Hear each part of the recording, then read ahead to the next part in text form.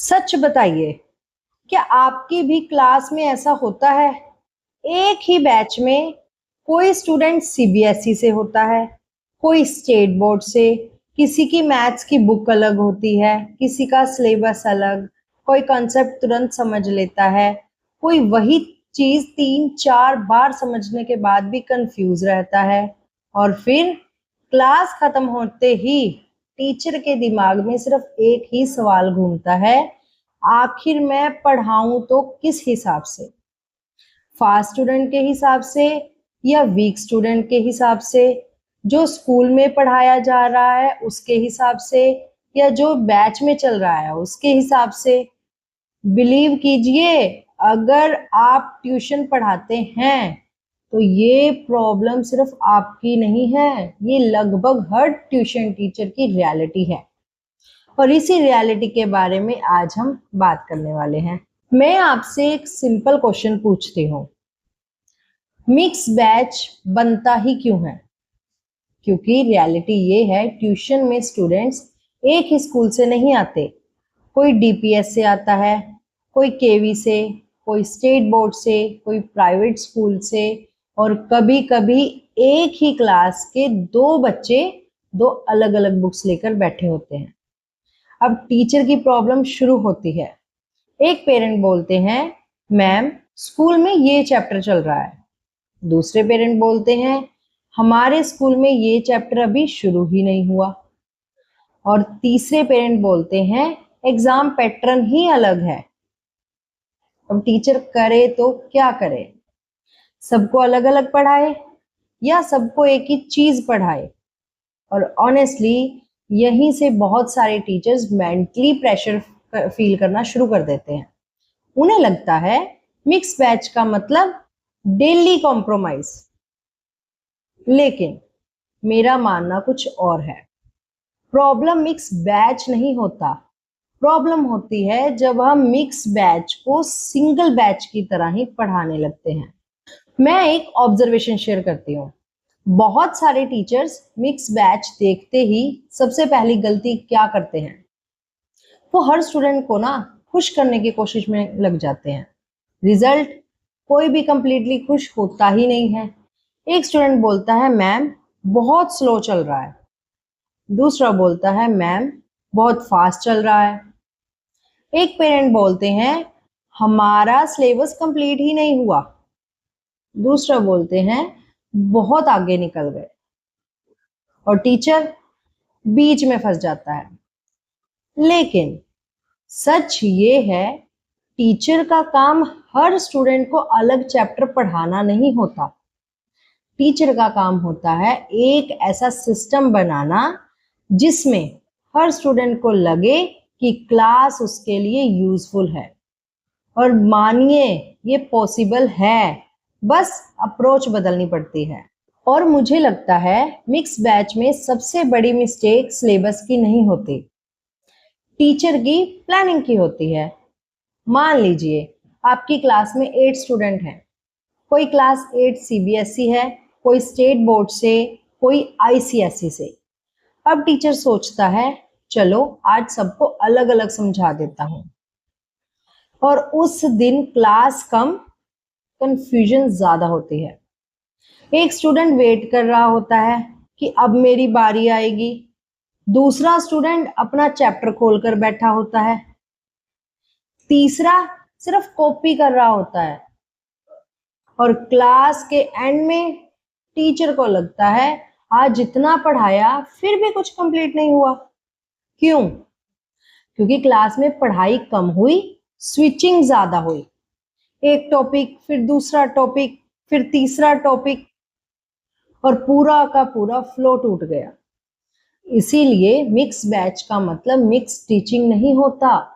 Mix batch का मतलब smart planning होती है। मैं एक और रियलिटी शेयर करती हूँ। बहुत सारे टीचर्स ये बोलते हैं, मैम हर स्कूल का सिलेबस अलग है। बिल्कुल सही बात है। लेकिन एक बात बताइए, फ्रैक्शन सीबीएसई में भी वही है, स्टेट बोर्ड में भी वही है, आईसीएसई में भी वही है।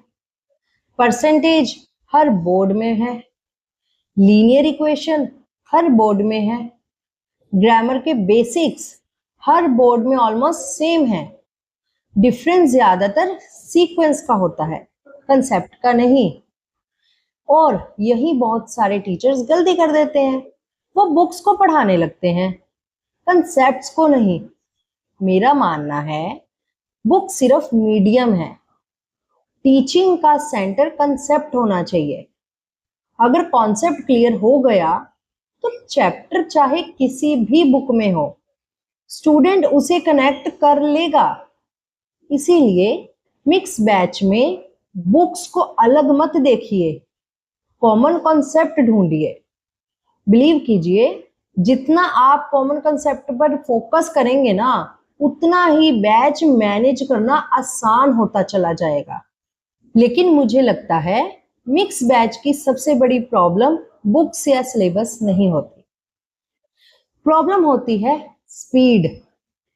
हर क्लास में एक स्टूडेंट ऐसा जरूर होता है जो टीचर के क्वेश्चन पूरा करने से पहले ही आंसर बोल देता है, और एक स्टूडेंट जो अभी क्वेश्चन ही पढ़ रहा होता है।